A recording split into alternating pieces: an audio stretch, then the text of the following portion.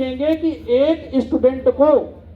Field से related तो knowledge ठीक है, आज आपके पास बहुत तरीके की फाउंडेशन है कि आप उसी डोमेन का नॉलेज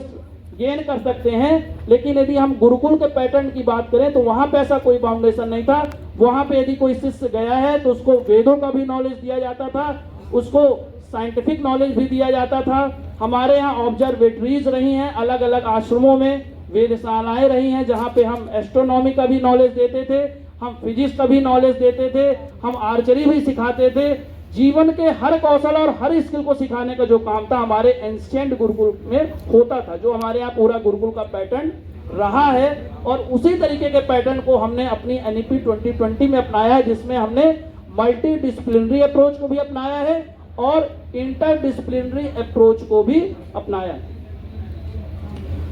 इसकी कुछ विशेषताओं की यदि हम बात करें, यदि सैलिएंट फीचर्स की बात करें, तो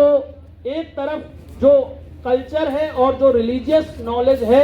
वो दिया जाता था, वहीं दूसरी तरफ जो है होलिस्टिक लर्निंग पे जो है फोकस किया जाता था, जिसमें अलग अलग तरीके की जो प्रोफेशनल स्किल्स होती थी, सोशल स्किल होती थी, रिलीजियस और स्पिरिचुअल जो एजुकेशन जो दिया जाता था, प्रोवाइड किया जाता था, और जिसका आपके आने वाले जीवन में बहुत बड़ा योगदान है।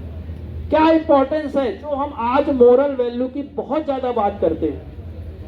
आज आप देखेंगे कि हमारे सोसाइटी में एक बहुत बड़ी प्रॉब्लम सुसाइडल टेंडेंसी की। स्टूडेंट आईआईटी आईआईएम में जाते हैं, कोटा में पढ़ने जाते हैं और उसके बाद वहां पे पढ़ाई के दौरान सुसाइड कर लेते हैं। सुसाइडल टेंडेंसी जो हमारे यहाँ बढ़ रही है और लोग डिप्रेशन का ज्यादा से ज्यादा शिकार हो रहे हैं, उसका बड़ा कारण ये है कि जो हमारे यहाँ जो एंशिएंट टाइम में जो हमारे यहाँ समाज और फैमिली का जो कॉन्सेप्ट था, उसका जो स्ट्रक्चर था वो पूरी तरीके से ज्वाइंट